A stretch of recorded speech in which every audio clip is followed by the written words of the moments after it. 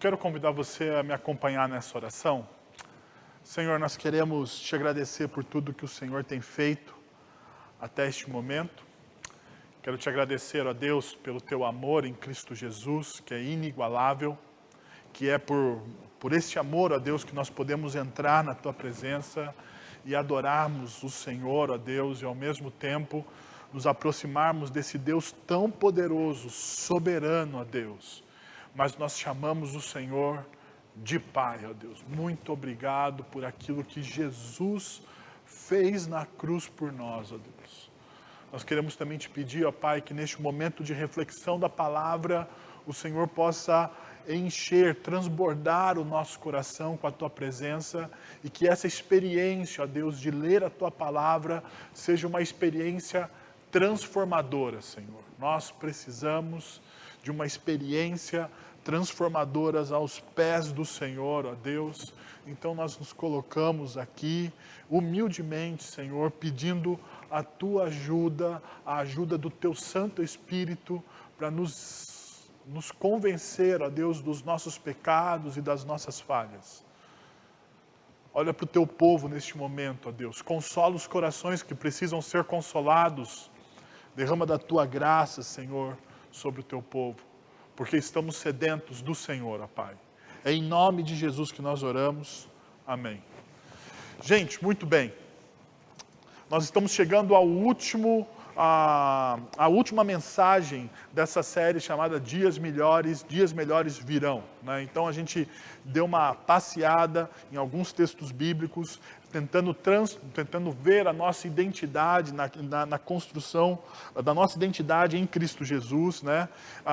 E semana passada a gente trabalhou aquilo que a gente não deveria fazer, né? A gente fez um discurso ao contrário, ao invés da gente falar, porque toda vez a gente fala daquilo que a gente deve fazer, semana passada a gente trabalhou um pouco essa ideia do que a gente não deve fazer, né? Na nossa vida, né? Porque, ou melhor dizendo, se você fizer aquilo que eu falei, se você seguir os meus conselhos, saiba de uma coisa, você vai se dar muito mal.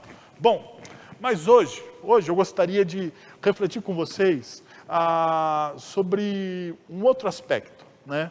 Principalmente o aspecto do sofrimento. Por quê? Porque na nossa sociedade, por causa do isolamento social, ou melhor dizendo, por causa da extensão deste isolamento social, as pessoas estão sofrendo. As pessoas estão sofrendo, né? Estão sofrendo porque não tem mais o convívio. Se você é um cristão assíduo na igreja, né? Você não tem mais o convívio, né, da comunidade cristã. Você não tem participado dos sacramentos, né, ou nos meios de graça dessa comunidade de maneira viva e real, né? Porque apesar de nós nos reunirmos virtualmente, o que nos faz falta é a presença, né? É a presença. Eu sempre costumo dizer e pensar e ilustrar essa questão da presença quando a gente pensa em algo tão apaixonante para o brasileiro como o futebol, né? Se você é como eu que gosta de futebol, você sabe que existe a experiência de você assistir o futebol no sofá da sua casa, comendo pipoca, mas ali você não tem a mesma emoção de quando você vai para o campo. Porque quando você vai para o campo, para o estádio de futebol, tem o cheiro, tem as pessoas, o cheiro do amendoim queimado e todos aqueles aromas que evocam do local que você está. Mesma coisa com a comunidade cristã.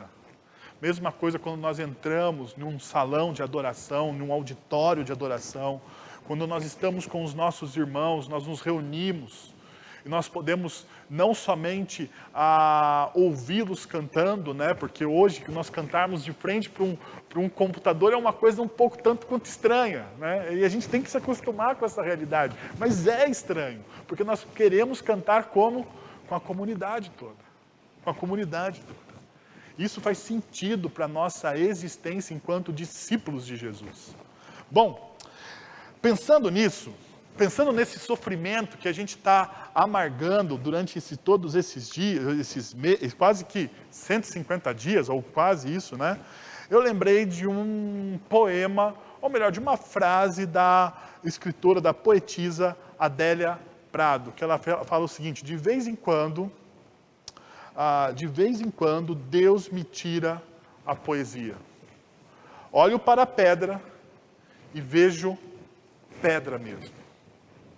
Eu acho interessante, né, porque o poeta ele tem essa sensibilidade, né, com as questões da vida, muitas vezes. E olha só o que essa poetisa diz. De vez em quando, Deus vem e me tira o quê? A poesia. Perceba que ela coloca em Deus, ou ela dá para Deus, né, essa responsabilidade de, em alguns momentos da vida, fazer o que com ela? Retirar dela a capacidade de olhar para uma pedra e não ver simplesmente uma pedra. E daí ela fala assim, quando Deus me tira a poesia, eu olho para uma pedra, e o que eu vejo? Eu simplesmente vejo uma pedra. Eu não consigo mais ver a beleza. Eu simplesmente vejo a dureza. E talvez esse seja o momento que você está vivendo. Você olha para as coisas e você não consegue olhar para as coisas que você tem, ou até mesmo para a sua família e para a situação que você está vivendo, você não consegue ver a beleza. A única coisa que você consegue ver é a aridez, é a dureza. E você olha e fala, a vida realmente está dura. Bom, deixa eu te falar uma coisa que talvez muitas vezes a gente não pare, apesar de ser normal na nossa vida, mas a gente não para tentar. A nossa vida é evidência de que o sofrimento é real. Não existe vida sem sofrimento, ou sofrimento sem vida. A nossa vida é a evidência de que o sofrimento é real. Cada um de nós é testemunha de que o sofrimento e a dor nas diversas áreas da vida, que as diversas áreas da vida geram em nós. Perceba, se a gente de fato for viver a vida, e se você não for se esconder da vida, porque existem pessoas que se escondem da vida, né? Elas se escondem, elas simplesmente passam a sua existência se escondendo da vida, porque elas têm o quê? Medo de sofrer. Eu gostaria de lembrar uma frase do Lewis aqui, que ele fala no livro dele, Os Quatro Amores, que ele fala exatamente sobre isso. Ele fala assim, olha, se você der o seu coração, se você entregar o seu coração, o seu amor, a qualquer pessoa, ou até mesmo a um cachorrinho, saiba de uma coisa, o seu coração será o quê? Quebrado. O fato de você amar alguém vai te levar o quê? A decepção. O fato de você amar alguém vai levar você o quê? A frustração. As pessoas que mais nós amamos são as pessoas que mais nos frustram. Pode ver. Com as pessoas que mais as pessoas que mais nós importamos, né, que nós tem que ter uma importância grande na nossa vida, são essas as pessoas que, na maioria das vezes, elas nos ferem. Então, você pode muitas vezes se esconder da vida, não se envolver com as coisas. Mas se você de fato quer viver, você não tem outra alternativa a não ser se expor. Você precisa se expor. Você vai se expor. Mas o grande problema é que quando nós estamos envolvidos pelo sofrimento, a gente cria no nosso coração a desesperança. A desesperança. E a desesperança, ela vem por vários motivos. Primeiro, né, quando nós olhamos para os nossos casamentos falidos. E veja bem, eu não estou falando de divórcio, eu estou falando de casamento falido. Casamento falido é diferente de divórcio, porque falido ainda não acabou. Existe um casamento, mas as pessoas não se comunicam mais, não existe mais afeto, elas simplesmente estão juntas. Aquilo está falido, está de fato, mas as pessoas às vezes vivem de aparência. E como duro deve ser você viver dentro de uma casa com aparências. Muitas vezes é assim. Ou ainda, a desesperança vem quando você descobre o distanciamento dos seus filhos. Você vê que seus filhos cresceram, se tornaram adolescentes, mas você não tem relacionamento profundo com eles. Eles tomam decisões e não perguntam para você. Você se tornou apenas um caixa eletrônico do seu filho. Né? Você é o caixa eletrônico do seu filho. Quando o seu filho precisa de dinheiro, ele te aciona. Quando o seu filho precisa de alguma coisa, ele te aciona. Caso contrário, uau, silêncio. Ainda, pode existir a culpa. A culpa. E a culpa, nós precisamos lembrar que a culpa, muitas vezes, ela é paralisante. Ela nos paralisa, ela faz com que as nossas atitudes fiquem paralisadas. A gente não consegue evoluir porque a gente se sente culpado por algo que a gente fez no passado. A gente não consegue se perdoar ou perdoar-se. Ainda, quando a gente recebe o telefonema do médico ou o diagnóstico médico de algo que te tira o seu chão e a sua saúde está comprometida.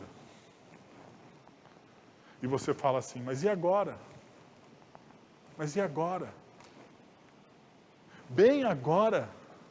Bem nesse momento isso vai acontecer?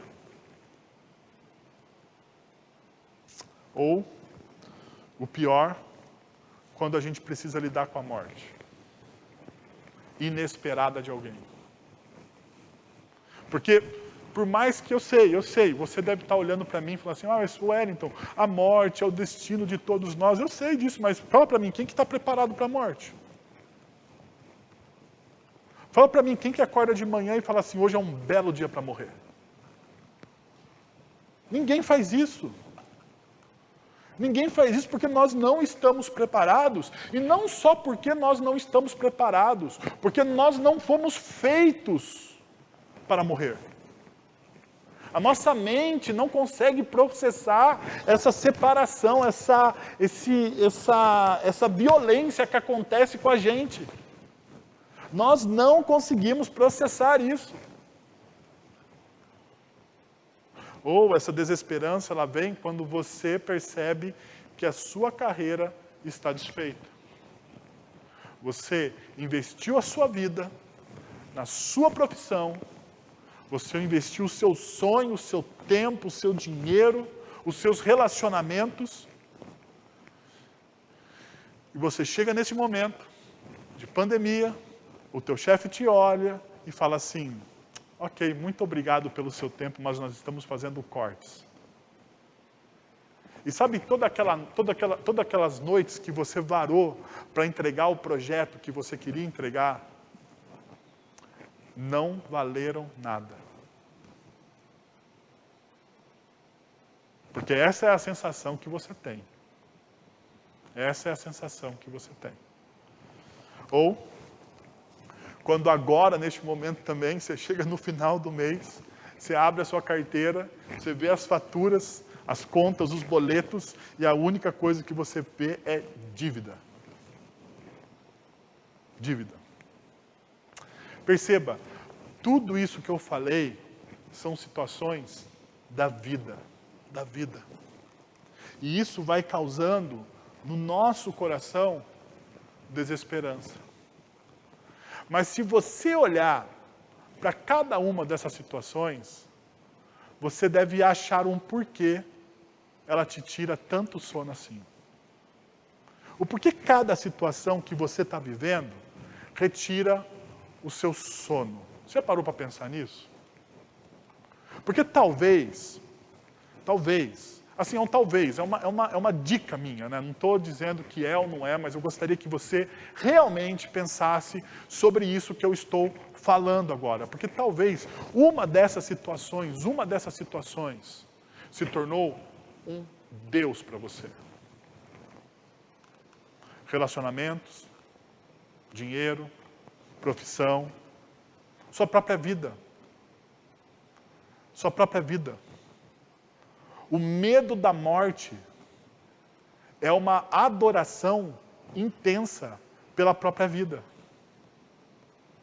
O medo exacerbado da morte. Não estou falando do medo natural da morte, porque todo mundo, como eu já disse, tem esse medo natural da morte. Porque ninguém acorda de manhã dizendo, né? Vou morrer, é um belo dia para morrer. Ninguém faz isso. Mas o medo exacerbado da morte significa que você idolatra a própria vida. Talvez os seus filhos se tornaram distantes de você porque você os idolatrou. Você colocou o seu filho, ou a sua filha, ou os seus filhos em um pedestal. E eles agora, nesse pedestal, mandam em você. Porque é isso que a idolatria faz. A idolatria nos consome. Nos consome. Perceba o seguinte, quando você olha o texto de Isaías, principalmente a partir do capítulo 42, você vai ver o porquê o povo de Israel passou pela dor. E a dor do povo de Israel parte da desordem do coração deles. Perceba o que diz o texto. Quem entregou Jacó para tornar-se despojo? E Israel aos saqueadores? Não foi o Senhor contra quem temos pecado? Pois eles não quiseram seguir os seus caminhos, não obedeceram à sua lei, de modo que ele lançou sobre eles o seu furor e a violência da guerra. Ele os envolveu em chamas, contudo, nada aprenderam. Ela os consumiu, e ainda assim, não levaram isso a sério. Perceba, Isaías 42, versos 24 e versos 25. Olha o que o texto diz. Pois eles não quiseram seguir, verso 24, pois eles não quiseram seguir os seus caminhos e não obedeceram o quê? A sua lei. Consequência. Verso 25, eles não seguiram os caminhos do Senhor e nem obedeceram a sua lei. Consequência, o Senhor, os envolveu em quê? Em chamas. O Senhor, os envolveu em chamas. Contudo, nada aprender. Perceba, o Senhor os envolve em chamas, ou seja, dor e aflição. Dor e aflição, mas perceba o que está acontecendo. Contudo, o povo não fez o quê? Não aprendeu. Não aprendeu. O Senhor, os consumiu. Desculpa, as chamas, né? Os consumiu. Ainda assim, não levaram isso o quê? A sério. Sabe o que nós temos aqui?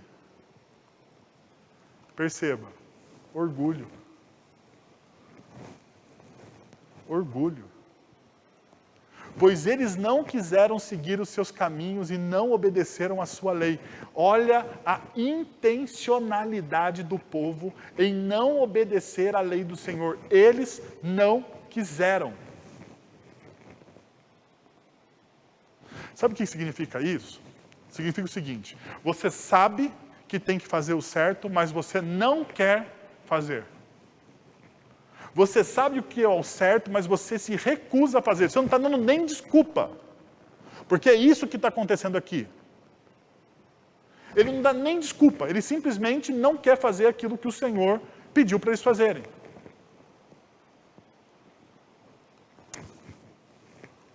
Verso 25. E ainda assim, não levaram isso o quê? A sério.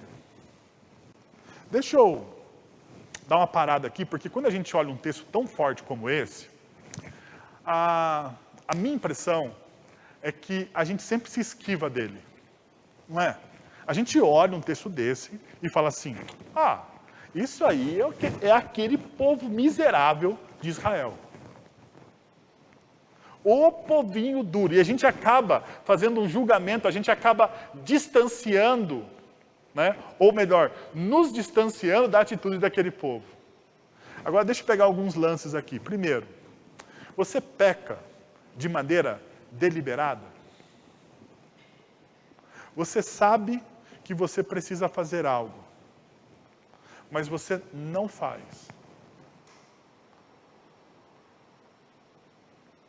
Você sabe que você precisa amar o próximo, como a ti mesmo, mas você não faz isso. Você faz isso de maneira porque você é uma pessoa displicente, ou simplesmente porque você é deliberadamente, você diz, eu não vou amar o próximo como a mim mesmo. Ou você usa aquela desculpa, eu não consigo amar o próximo. Porque deixa eu te dizer uma coisa, porque amar o próximo ninguém consegue mesmo. É um esforço, é uma decisão. O amor, ele parte do sistema de que é uma decisão. Por exemplo, João 3,16. E Deus amou o mundo de tal maneira. Uma decisão. Uma decisão. Quando a gente olha o amor de Deus através de Cristo Jesus para a humanidade, a gente percebe que Deus, ele toma uma decisão assertiva de amar a criação.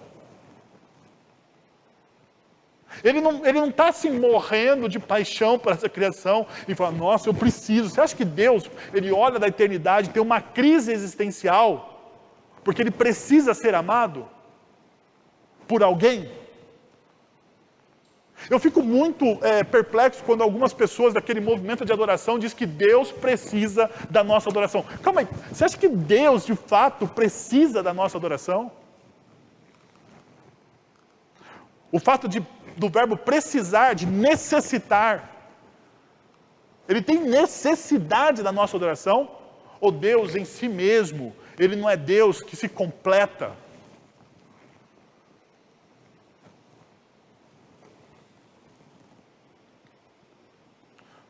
Veja bem, não estou dizendo que Deus não queira um relacionamento com você.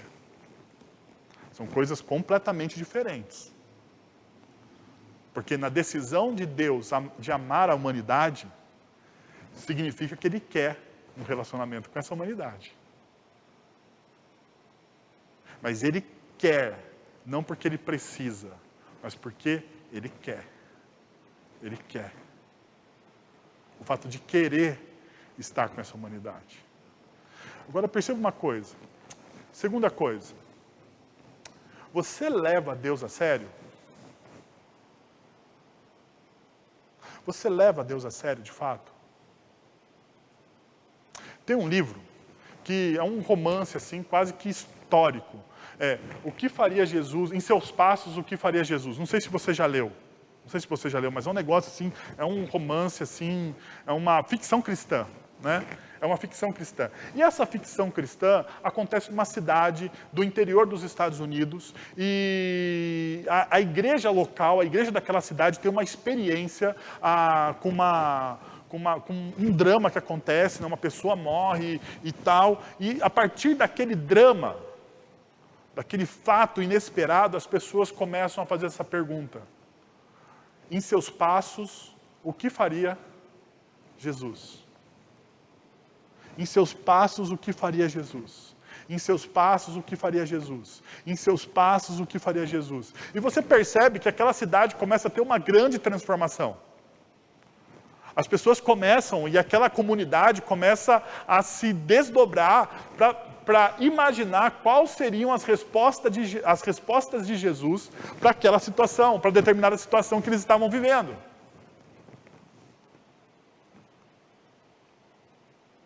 Mas sabe quando eu não levo Deus a sério? Quando eu vivo a minha vida de maneira displicente. No fato de não fazer essa pergunta, no fato de eu não me preocupar, de eu achar que Deus não está nem aí para as coisas do meu dia a dia. E o meu coração, então, se torna orgulhoso. Agora vem comigo. Percebe o que C.S. Lewis ele diz a respeito do orgulho. Foi por causa do orgulho que o diabo se tornou quem é. O orgulho leva a todos os outros vícios. E é o estado mental mais oposto a quem? A Deus. Uau! O diabo só se tornou quem ele é por causa do quê? Do orgulho. O orgulho é o estado oposto a Deus. O orgulho leva-me a todos os outros vícios da alma. Então, deixa eu jogar a luz aqui assim para vocês. Diante de um coração orgulhoso, a única coisa que Deus pode fazer é quebrá-lo. Diante de um coração orgulhoso, por amor, Deus, ele faz o quê? Ele quebra aquele coração. Para poder ser reconstruído. Então, veja comigo o seguinte. Israel, ele é uma testemunha dessa dor. Olha o que aconteceu. Em 722 a.C., o reino do norte já havia sido destruído pelos assírios. Lembra que existe a gente viu semana passada isso, né? O reino do norte e o reino do sul. O reino de Israel e o reino de Judá, né? E o reino do norte, ele tem uma dispersão por causa da invasão assíria. E ele é varrido do mapa. Esse reino, ele para de existir. Depois, né, desde 1586, o reino do sul estava exilado na Babilônia há mais de uma geração, temendo viver ali como um subpovo para sempre. Então, o contexto de Isaías 43, que é o texto que a gente vai ler, e a gente vai refletir nessa noite, ele está nesse contexto. O povo está exilado. O povo está exilado e Isaías 42 nos dá o porquê eles foram consumidos. Por causa do seu orgulho. Agora perceba uma coisa. Não existe coisa pior para um coração do que Provérbios, capítulo 13, versículo 12. A esperança que se retarda deixa o coração doente, mas o anseio satisfeito é a árvore da vida. Imagina você o seguinte, quarentena.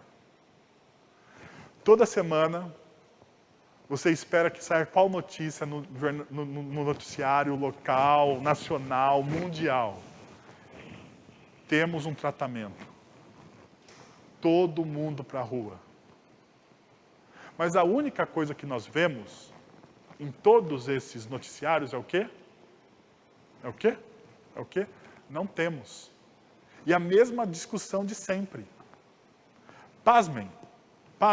Hoje eu liguei na CNN e desliguei logo depois, porque eu vi que era a mesma notícia de sempre. Pandemia, cloroquina, hidroxicloroquina, funciona ou não funciona? Há quantos meses nós estamos discutindo a mesma coisa? E assim, me desculpe, eu não estou nem defendendo e nem desdefendendo a cloroquina, hidroxicloroquina, qualquer tipo de remédio, porque nem a ciência é capaz de dizer para a gente, não funciona. Mas saiu um estudo aqui no Brasil, mas tem outros na Inglaterra e em outros lugares que saíram também, dizendo que funciona. Não é taxativo. Como que eles dizem? Os cientistas dizem, os médicos dizem, a ciência diz. Existe o quê? Evidências. Mas sabe o que eu aprendi uma coisa com todo esse negócio de ciência? É que evidências não são o quê? Certezas. E sabe o que acontece com o nosso coração? A esperança adiada faz o quê? Faz o coração adoecer.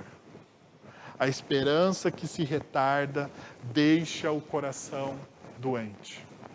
A esperança que se retarda deixa o coração doente. Eu fico imaginando o povo de Israel, né?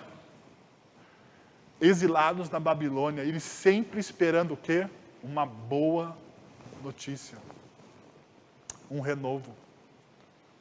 E é aí que entra Isaías 43, porque perceba o que diz Isaías 43 no verso 18. Esqueçam o que se foi. Não vivam no passado.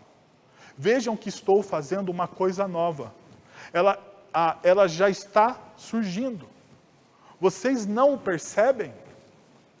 Olha o que Isaías está dizendo. Esqueçam o que se foi. Não vivam no passado. Esqueça o que se foi. Não existe a possibilidade da gente ficar vivendo e remoendo o passado. Vejam o que eu estou fazendo. Uma coisa nova, ela está surgindo. Vocês não estão percebendo? E quando eu olhei esse texto, a minha pergunta foi: como reconhecer o que Deus está fazendo? Eu quero reconhecer aquilo que Deus está fazendo, porque eu creio que apesar de tudo isso que eu falei, desse cenário caótico que nós estamos vivendo, eu creio que Deus está fazendo algo novo. Deus está renovando a sua igreja, Deus está transformando as pessoas. É isso. O porquê? Por que isso aconteceu? Porque eu não posso ficar olhando para esses porquês, mas eu tenho que crer. Crer que aquilo que está acontecendo, crer que até mesmo nesse caos que nós estamos vivendo, Deus está refazendo as nossas vidas. Deus está fazendo algo novo. Agora perceba o que o texto diz. Primeira coisa, ele está nos convidando ao novo. Olha o que diz a partir do verso 10 do capítulo 43. Diz assim: vocês são minhas testemunhas, declara o Senhor, o meu servo a quem escolhi. Eu mesmo sou o Senhor, e além de mim não há Salvador algum. Vocês são testemunhas de que eu sou Deus, declara o Senhor. Perceba que Deus, ele fala muitas vezes: além de mim não há Salvador algum. Vocês são o quê? Minhas testemunhas. Além de mim não há Salvador algum. Não existe. No fim das contas, eu sei, se você está me olhando agora, você deve pensar assim: mas será que ele vai falar isso mesmo? Eu vou falar. Eu não sou contra a ciência. Mas a nossa salvação não está na ciência. Não está na ciência. E nem esteve. Sabe por quê? Porque a ciência nos traiu. A ciência nos traiu. Um vírus derrubou a economia do mundo. O nosso PIB vai retrair 6% esse ano. Isso é o PIB do Brasil, fora de outras economias. Tem economias maiores que a nossa, que haverá retração maior. E com toda a nossa tecnologia. Com toda a nossa tecnologia. Com toda a nossa tecnologia, a gente não conseguiu dar uma resposta rápida. Sabe por quê? Porque nós estamos no mês 7 e nós estamos lidando com esse vírus desde quando? Desde dezembro do ano passado. Novembro do ano passado. A ciência, a China é um polo de tecnologia. E um polo de tecnologia não conseguiu resolver em tempo hábil, para que a pandemia não se espalhasse, para que a pandemia não derrubasse o capital. Nós fomos traídos pela ciência. Eu não estou dizendo que a ciência não vai tirar a gente daqui. Eu não estou dizendo que eles não vão descobrir a vacina, ou que em setembro, como algumas pessoas dizem otimistamente, que terá vacina. Eu não estou dizendo isso. Eu estou dizendo que toda a nossa confiança e o nosso desenvolvimento nos traiu. E expôs a nossa fragilidade. Fragilidade que até hoje os médicos estão brigando. Que tipo de tratamento é o melhor? E se na verdade existe um tratamento. Porque o que a gente ouve só é o quê? Evidências. E muitas evidências não existe o quê? Salvação. Porque salvação é algo que você tem certeza. Não é? Salvação é algo que te dá uma construção exata. Eu sou salvo. Isso te dá o quê? Segurança. Então são certezas. Não são simplesmente evidências, mas certezas. Então, vem comigo.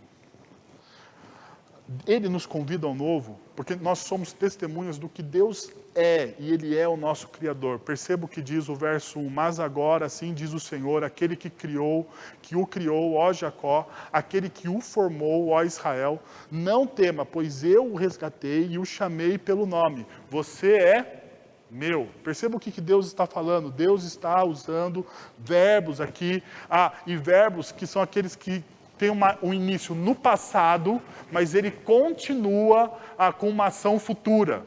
Não é verbos que são verbos que eles têm uma ação estanque. Eles têm uma ação no passado, mas que elas continuam numa situação futura. Perceba o que ele fala. Ele fala que Deus é aquele que cria o seu povo. Que Deus é aquele que forma o seu povo. E a ideia de formar aqui, ou melhor, antes, a ideia de criar aqui, é essa ideia de criação, ou de nova criação. Aquilo que a todo tempo Deus está construindo na história. E a ideia de formar aqui é a ideia de modelar o caráter. Deus cria e Deus modela o caráter. Deus somente não cria e modela o caráter, mas Deus também resgata. Deus não cria e modela o caráter, mas Deus chama a pessoa pelo nome. Porque chamar alguém pelo nome é algo de extrema intimidade no Oriente Médio, ou naquela cultura do Oriente Próximo. Quando você chama uma pessoa pelo nome, perceba, você tem poder sobre essa pessoa, não é? Porque você chama a atenção da pessoa. Se você falar, ô fulano, 10 pessoas, e tiver uma aglomeração, né? Porque hoje é proibido, mas se tiver uma aglomeração, você falar fulano, todo mundo pode, qualquer um dos fulanos pode virar para você.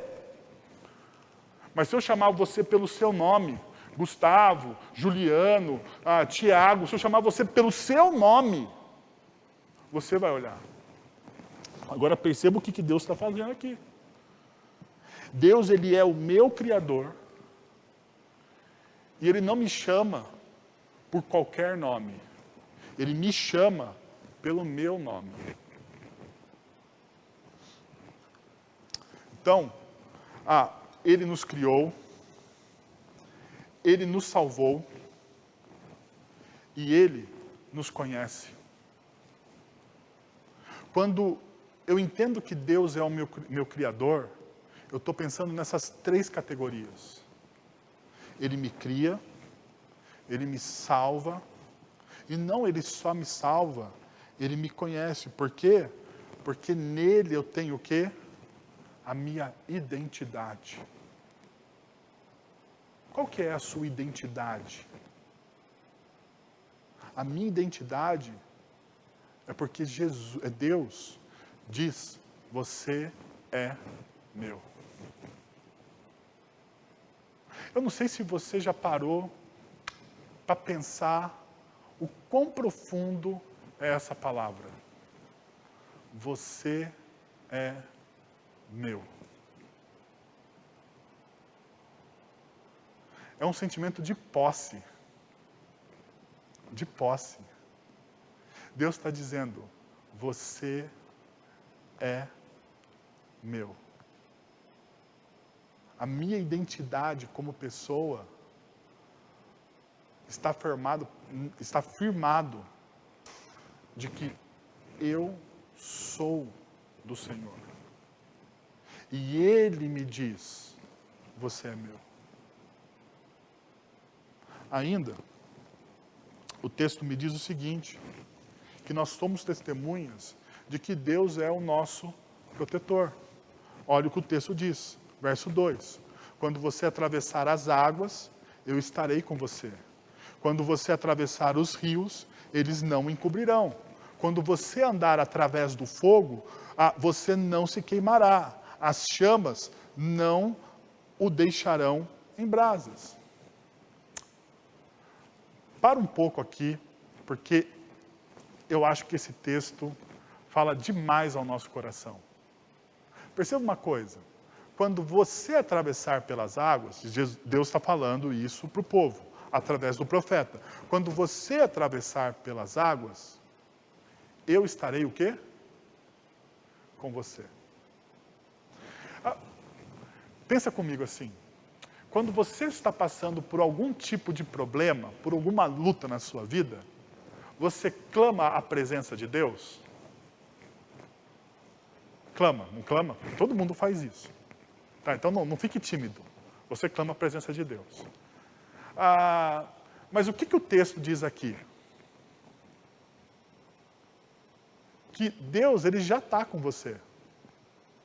Mesmo antes de você clamar. Ele está falando assim, ó, quando você atravessar as águas, eu estarei com você. Então, a primeira coisa, Deus está com você em meio às suas tribulações. Deus está com você em meio às suas lutas. Deus, ele está com você nas suas aflições. Deus, ele está com você nas suas aflições. Ele está com você. Agora, uma segunda coisa que esse texto me ensina. Como que você ora? Porque muitas vezes, quando a gente está passando por uma tribulação, você ora quê? Deus, me livre dessa tribulação. Não é?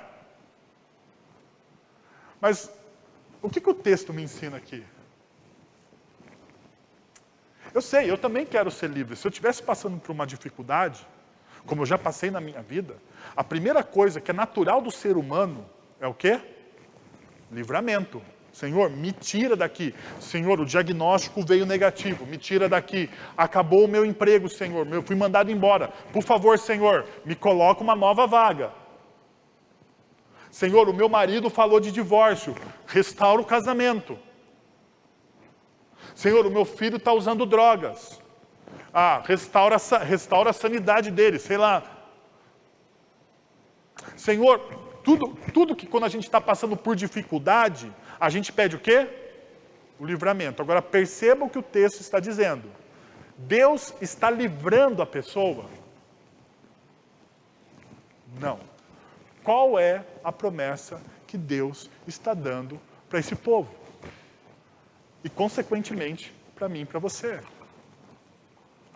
Ele está passando com você em sua tribulação. Então Deus está fazendo companhia a você. Porque ele diz assim, ó, eu estarei com você. Quando você atravessar os rios, eles não encobrirão. Eles não encobrirão porque eu estarei com você. Mas fica tranquilo. A água vai chegar aonde? No seu pescoço. Mas você não vai se afogar. Ó, quando você andar pelo fogo ou através do fogo, fica tranquilo, você vai andar através do fogo, você vai ficar quentinho, mas você não vai se queimar. As chamas não deixarão o quê? Em brasa, ou seja, você fica em brasa, ou se você não sabe, né, a madeira fica em brasa quando ela é consumida. Então, você não será consumido, você vai sentir o calor, vai ficar quentinho, mas você não será consumido. Você vai atravessar pela água, vai ficar no pescoço, mas fica tranquilo, eu estou com você. Agora, presta atenção na figura que Deus está usando através do profeta aqui. Ele está falando sobre água e sobre fogo. Não é isso? São as duas figuras que o profeta está usando. Água e fogo na Bíblia significa o quê? Purificação. Sabe por que muitas vezes nós passamos por provação? Porque Deus está nos purificando.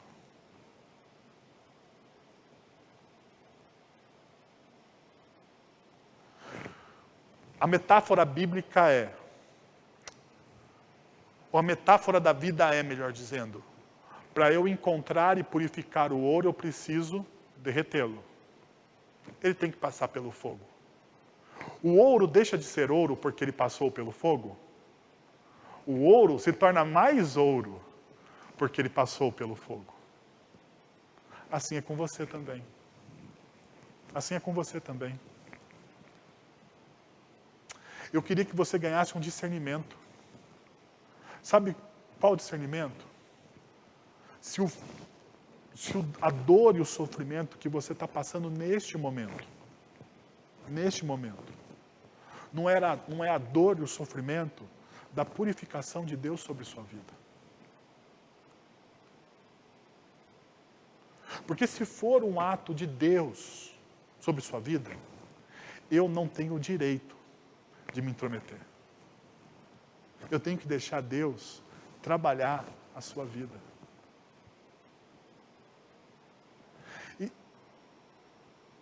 E sabe uma coisa? E se Deus estiver trabalhando a sua vida nesse momento, através de algum sofrimento ou de alguma dor, talvez você deva perguntar para Ele: Senhor, o que o Senhor deseja que o meu coração se torne mais puro? Porque talvez o que falte é isso. O que falte é isso. Mas qual que é a graça de Deus aqui? Porque para a gente a graça de Deus é o livramento. A graça de Deus é a companhia. Lembra do salmo mais lido das Escrituras, o Salmo 23. Mesmo quando eu andar por um vale de trevas e morte. Perceba, ele vai andar pelo vale das trevas e da morte. Mesmo quando eu andar pelo vale de trevas e de morte, não temerei perigo algum, pois o teu cajado está comigo, a tua vara e o teu cajado me conduz. Porque tu estás comigo. Aonde o Senhor está? No vale da sombra e da morte. Uau! No vale da sombra e da morte, Deus está comigo. Eu sei, a teologia evangelical brasileira pregou durante muitos anos: venha para Jesus e seja feliz. Como que se Jesus fosse um passaporte por uma felicidade histérica. Mas não é. Não é. Na verdade, a espiritualidade bíblica verdadeira nos ensina a lidar com a dor e o sofrimento de maneira madura. E perceber a ação de Deus e a graça de Deus, a presença de Deus na dor e no sofrimento. Deixa eu lembrar a vocês o nosso Jesus, o nosso mestre. Quando nos últimos dias dele com os seus discípulos, ele passou tamanho sofrimento. Tamanho sofrimento que ele verteu, ele chorou sangue. Tamanha era a pressão emocional sobre a vida dele. O que ele estava prestes a fazer. Tanto que ele ora. A oração de Jesus no Getsêmani é uma oração, é um paradigma para uma oração daqueles que passam pela dor. Senhor, se possível, passa esse cálice diante de mim. É uma oração de um paradigma daquele que passa pelo sofrimento. Mas não seja feita, perceba, não seja feita a minha vontade, porque a minha vontade não é beber desse cálice, mas seja feita qual a vontade? A vontade é sua vontade. A sua vontade. Porque se você crê que a vontade de Deus é boa, perfeita e agradável, você tem que crer que quando você está passando por alguma provação, a vontade de Deus é quê? É boa, perfeita e agradável. Você precisa crer nisso. A vontade de Deus não é boa, perfeita e agradável simplesmente quando você passa por algo bom na sua vida. Porque daí é fácil você ter essa confissão de fé. Mas a confissão de fé verdadeira, a fé verdadeira, ela vem desse paradigma onde você passa pelo sofrimento e você percebe que Deus está com você naquele sofrimento.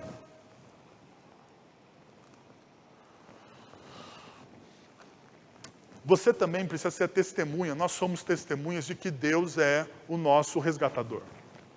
Olha o que diz o texto, versículo 3. Pois eu sou o Senhor, o seu Deus, o Santo de Israel, o seu Salvador. Dei o Egito como resgate por ti, a Etiópia e Sebá em troca de você, visto que você é precioso. Veja o que Deus está falando através do profeta Isaías.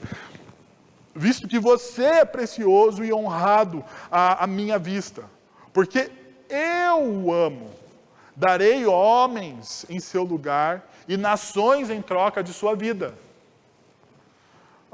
Eu sei, parece uma linguagem difícil para a gente, né? Será que Deus está trocando homens por homens? Mas Deus está fazendo aqui uma coisa que é culturalmente para aquelas pessoas, né? Ele está falando para que aquelas pessoas entendam o tamanho do amor que Ele tem por aquele povo. Então Deus está dizendo assim, existe uma troca comercial, eu estou disposto a fazer uma troca comercial, porque isso acontecia na antiguidade. Eu vou te resgatar, e como você resgata alguém? Né? Essa ideia de resgate é uma palavra de uma troca comercial. É um resgate feito mediante pagamento. Ou seja, se você está exilado, como eles estavam, se você está sob o poder de uma nação, aquele que quer te resgatar precisaria dar o quê? Outras nações, ou outras pessoas no seu lugar. Mas não é isso que Jesus faz por nós. Jesus, ele nos resgata, e quando a gente pensa assim, o que Jesus fez por mim, será que Jesus não fez isso por nós? Ele nos resgatou. Quando Jesus ele vai para o Calvário e morre na cruz por nós, ele está fazendo exatamente aquilo que Deus disse que iria fazer, um resgate por nós. Perceba que o texto continua nos ensinando. Olha só, você é precioso e honrado à minha vista, porque eu o amo. Redenção. Romanos 8, versículo 32. Aquele que não poupou o seu próprio filho, mas o entregou por nós. Resgate. Deus te ama e Ele resgata você. Como que Deus resgata você? Entregando Jesus por você.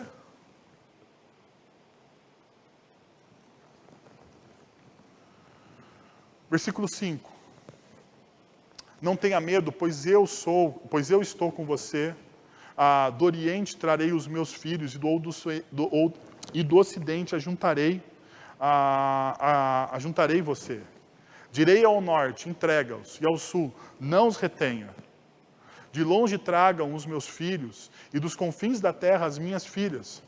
Porque todo o que é chamado pelo meu nome, a quem criei para a minha glória, a quem formei e fiz.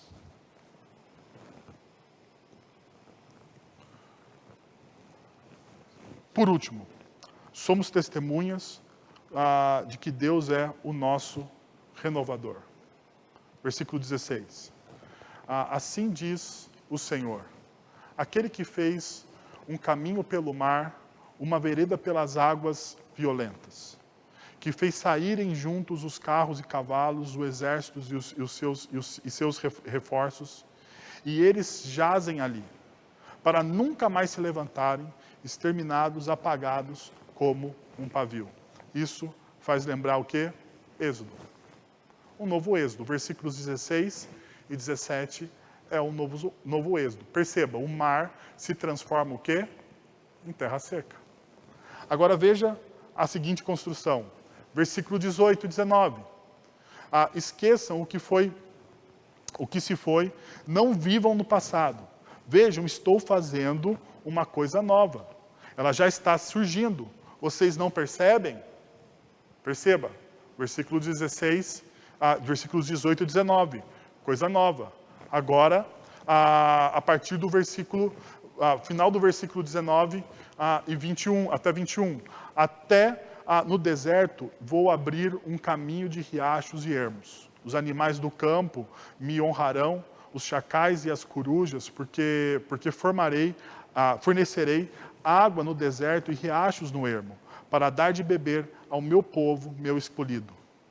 O povo que formei para mim mesmo, a fim de que proclamasse o meu louvor. Perceba, um novo êxodo. Você tem o mar se transforma em terra seca. Você tem o deserto se transforma em mar. E no meio você tem o quê? Deus fazendo as coisas novas. Deus está transformando. Deus transforma o mar em terra seca. Deus transforma o deserto em mar. E assim muitas vezes Deus faz com nossas vidas. Deus vai transformando toda e qualquer situação nas nossas vidas. Sabe por quê? Porque o que o profeta está dizendo aqui é que não existe o impossível para Deus. Deus ele não se apega às nossas leis. Tem que ser dessa forma. Não. Ele simplesmente faz da forma que tem que ser feito. E no meio disso tudo, a gente percebe essa coisa nova que Ele está fazendo. Talvez o que você precise neste momento da sua vida é perceber esse renovar de Deus. Talvez você esteja nesse deserto e você precise que Deus transforme a sua vida em um mar, em um lugar novo. Em um lugar novo. Diante disso, eu gostaria de convidar você a algumas atitudes. Primeiro, diante de um mundo de sofrimento e dor, Deus quer que você seja a evidência viva de que Ele existe e atua na transformação de histórias. Diante desse mundo de dor e sofrimento, você precisa ser um sinal de que Ele existe e de que Ele está atuando na história. Segundo, não tenha medo. Não tenha medo. Deus é o seu Criador, o seu protetor, o seu resgatador e aquele que renova a sua história. Não tenha medo. Por diversas vezes no texto de Isaías, capítulo 43, nós vamos ouvir essa mesma frase. Não tenha medo. Não tenha medo. É a frase mais dita, talvez, nas Escrituras. Não tenha medo. Não tenha medo. Por que eu não preciso me apegar ao medo? Porque eu não devo me apegar ao medo. Porque eu sei quem é o meu eu sei quem é o meu Criador. Eu sei quem é o meu protetor, eu sei quem é aquela pessoa que me resgata. Aquele que renova a minha história. Por último, confie no poder e no amor daquele que é fiel e pode fazer infinitamente mais tudo do que pedimos ou pensamos. Versículo 13 diz assim: desde os dias mais antigos, eu o sou. Não há quem possa livrar alguém da minha mão. Agindo eu, quem o pode desfazer? Quando Deus age nas nossas vidas, ninguém pode desfazer. Eu sou desde do início. Agindo eu, quem pode desfazer? Que Deus fale profundamente ao seu coração. Eu gostaria de orar com você nessa noite. Senhor, nós estamos na Tua presença e nós queremos Te agradecer pela Tua palavra. Que o nosso coração, ó Deus, absorva essas verdades E essas verdades realmente, ó Deus, transbordem e multipliquem no nosso coração para a honra e glória do Teu nome, Senhor. Nós precisamos do Senhor, nós precisamos da ação do Teu Santo Espírito, da Tua graça e da Tua misericórdia. Nos ajuda, Jesus. Nos ajuda com as nossas dores, com as nossas lutas, com o nosso sofrimento, Pai. Mas vem em nós, através da ação poderosa do Teu Santo Espírito. É em nome de Jesus que nós oramos. Amém.